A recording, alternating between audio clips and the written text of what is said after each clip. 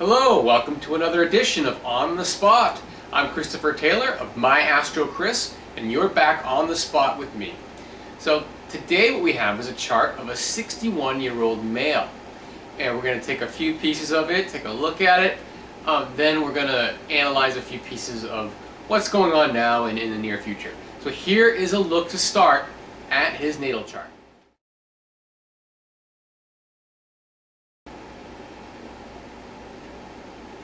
Okay, and what I want to focus on, I'll show you the chart again.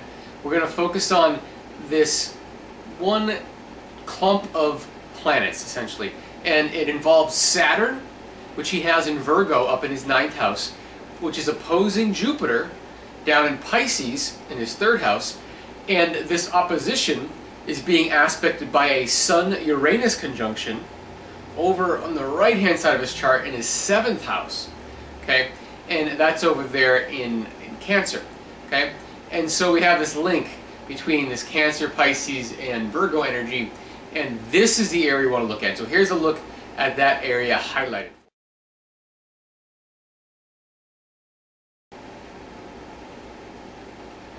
And so what I'm going to do is I'll first introduce to you what this kind of means in his chart, and then we'll talk about what planets on the right now are aspecting. They're making transits to this particular area of his chart. So, in any case, to start this out, I want to start with the opposition. That opposition between Saturn and Jupiter. Saturn is a planet all about condensing and contracting, okay? And Jupiter is about expansion and growth. Kind of opposites, okay? And when you have Jupiter opposite Saturn, especially with Saturn in a very earthy sign like Virgo, and Jupiter in a very expansive sign like Pisces, this becomes even more extreme, that these two energies are opposing each other within him.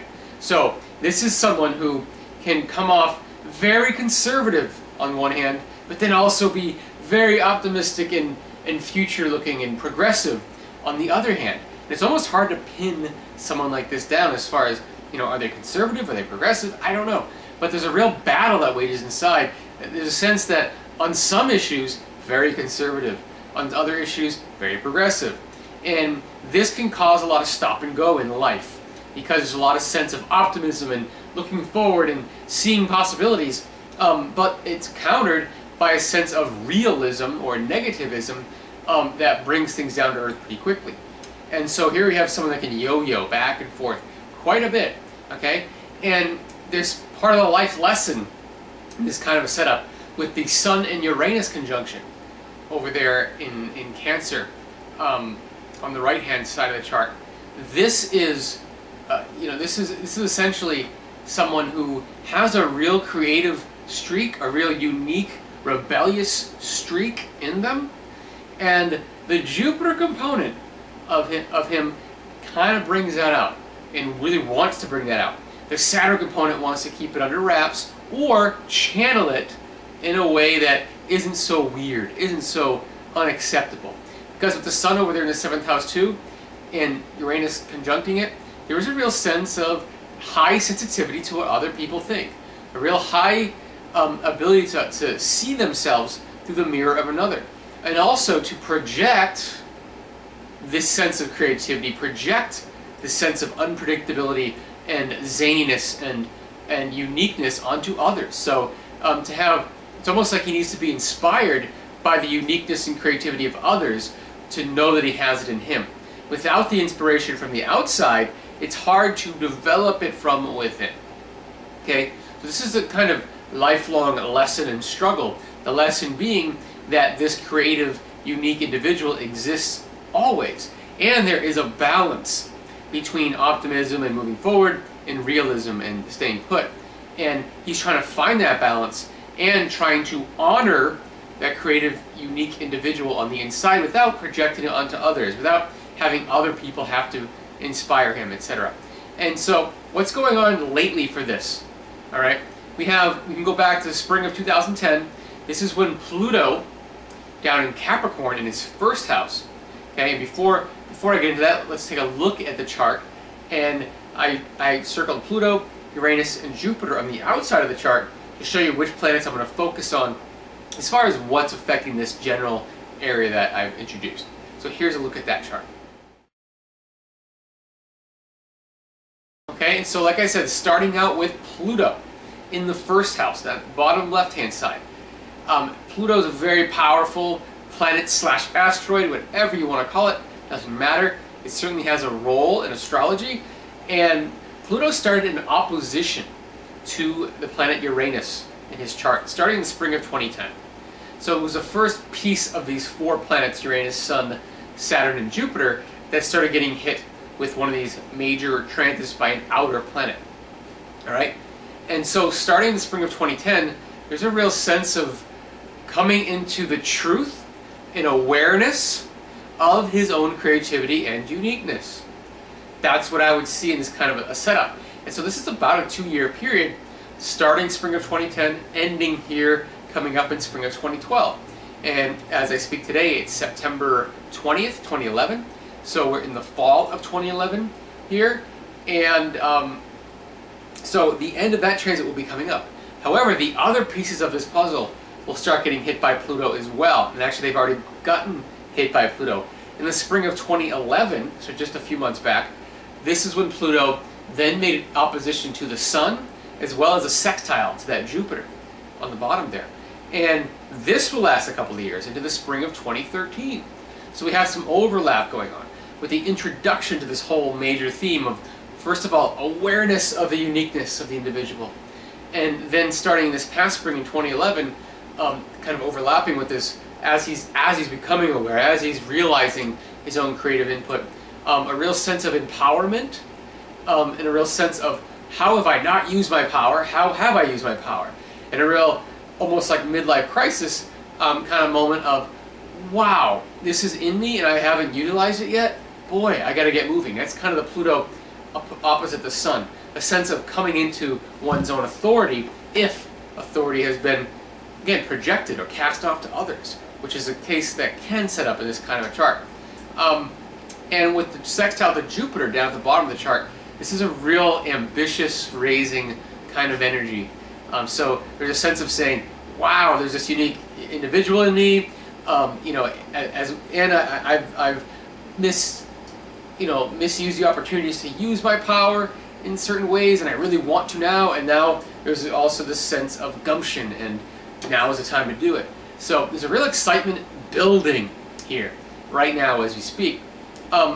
What's adding to this, all right, the planet Uranus, which really won't become evident until this spring of 2012, but this is the next thing I want to talk about. First of all, right now, that planet Uranus is hovering over his north node, which is this point in our chart that represents our direction in life. And so this is suggesting heading off in wild new directions. Very much in line with the theme of Pluto opposing his natal Uranus, okay?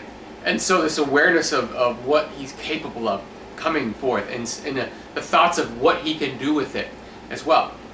Coming up this spring, Uranus will also start making some aspects here to not only Uranus, but the Sun, Jupiter, and then a little bit later that Saturn up top will get hit, okay? But in 2012, we're going to be talking about a square up to that Sun-Uranus conjunction, which is like, you know, there's the only warning in this kind of a setup, and this will last about a year, so spring of 2012 to about spring of 2013, right in line with the overlap with Pluto transitioning from the opposition to Uranus into the Sun in 2013. But anyway, 2012, 2013, that kind of time frame is going to be almost taking 3 leaps. You know, it's not about 1 leap of faith, but 3 leaps of faith. And the warning here would be to, you know, look before you leap. And that Saturn in Virgo in the 9th will certainly be helpful in this situation to hold things in check, because there is a real sense of potentially going too far, taking too much of a risk. Okay, with Uranus sextiling Jupiter as well, just adds to that theme of taking too much of a risk potentially.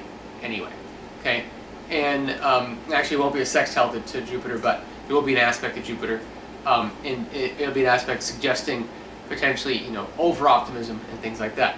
So, in any case, so we have a sense of the introduction in the spring of 2010 of the unique creativity that's within the individual and doesn't have to be projected outwards.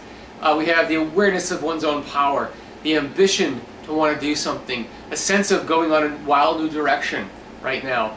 And then coming up in the spring, we're going to have a real sense of the gumption to take action in certain directions. So the only warning, again, is to make sure that we're looking before we leap. Okay? In addition to that, in the spring of 2012, Jupiter will start making aspects to this whole area again, all right? And so Jupiter is going to make some very positive aspects, some very flowing aspects from the sign of Taurus down in his 5th house. And so this is a real expansion of the heart, a real expansion of, what I love in life. Just kind of expanding. This is our creations, our children, or whatever gives us happiness and joy. And so with Jupiter sextiling his Sun, Uranus, and then sextiling his Jupiter and trining his Saturn, spring of 2012, I tell you, it's a real positive time of rapid growth toward whatever is building right now, toward a sense of seeing it coming to fruition in some ways. Not that it will come to fruition in 2012, 2013, but the idea of seeing ahead, seeing 3 steps ahead, and making those accommodations and growing toward that. Okay, because it isn't until we get to about mid to late 2013 through about 2015, 2016. This is when Saturn is going to come over from Scorpio and make some very flowing aspects of this area and really ground things in. Okay, we're talking more about the money side of things, the finance side of things. 2013 to 2015, 2016, that kind of 3 or 4 year period is going to be really about grounding all the things in that are being birthed here from 2010 right on through 2013. So it's like a 3-year building phase that we're in, okay, with 2012 really showing the way in some sense. It's kind of 2012 is the year that the way gets open, okay, and then 2013 to 2016 or so is really implementing that way. So that's the way I see it, and so that about wraps it up for this week's edition. If you're interested in your own comprehensive consultation for yourself, for your business, for your relationship, you can contact me through myastrochris.com. You can also contact me specifically for wedding services like bridal showers and wedding receptions and couples counseling for newlyweds. You can contact me through myastroweding.com. Either way is fine. So thanks again for joining me. I'm Christopher Taylor, signing off. My Astro Chris. We'll see you next time.